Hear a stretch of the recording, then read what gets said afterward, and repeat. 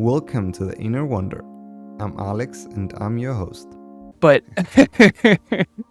you got to believe in yourself when you don't have results, and you got to stay humble when you do. Right. And it's super important to find those people, right? You found your partner. And it's really important to find those people that are able to give you those kind of levels of, what you need and help you grow and level up to what's, to something better. But I also wanted to touch upon one other thing that you said. You mentioned about, hey, I reached this point and I worked really, really hard, which is, of course, a very common way of saying that, to succeed, you need to work hard.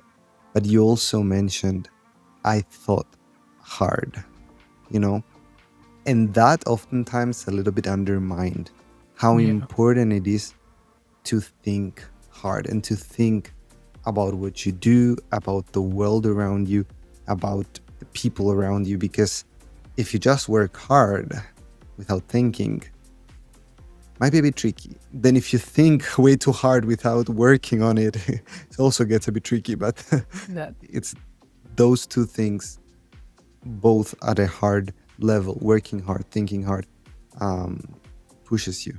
You need both. My business partner could implement so quick, but the dude just didn't know much. He wasn't smart enough yet.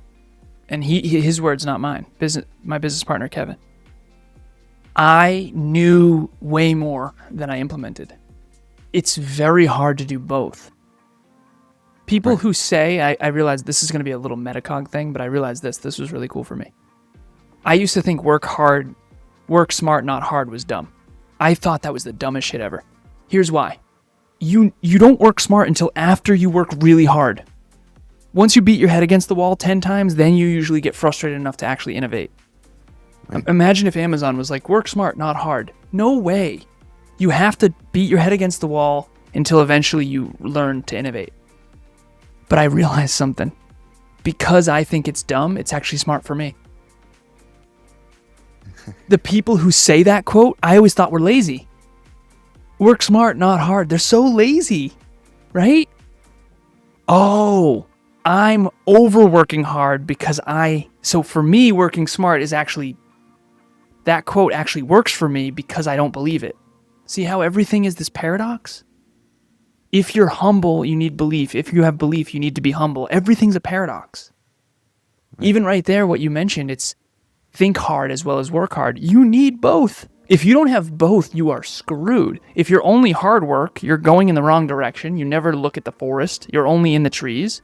And if all you do is think, I know some people like that. I know you do too.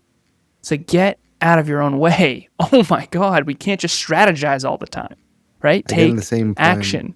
the same poem Eve mentions, if you can dream but not make dreams your master. Yeah. Oh, nice. Exactly. But, no, amazing.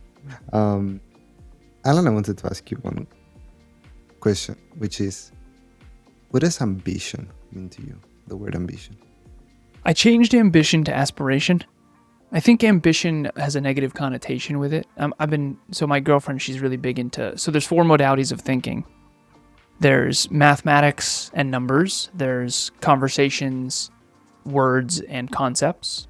There's pictures, images, and vision. And then there's vibe, energy, and intuition. Those are the 4 modalities of thinking that I sort of, I guess, came up with. And we all have all 4, but we have one really big one and one really shitty one. So mine is obviously numbers and math and logic and rationality. And that's why people don't like me. Very Spock-like. Right? Everybody loves Kev. And statistically speaking, I think that's the lowest. I don't think mathematics is it's not a normal way of thinking.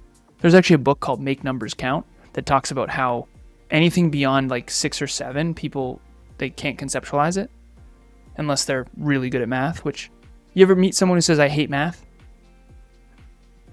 Okay, so if you say, I hate math, statistically speaking, you're not going to be wealthy. Because wealth, if I could take the wealth of the world and show you who has control over the capital, I bet you 80% of the wealth is in the hands of the 20% of people that love math. And as alarming and scary as that might be to hear, it's important to understand. You need to know math. Everything is math. This camera, this internet, like, of course it is. That's why we get along. I hope you enjoyed this episode. If you did, please consider subscribing to my channels and share my work on your social media.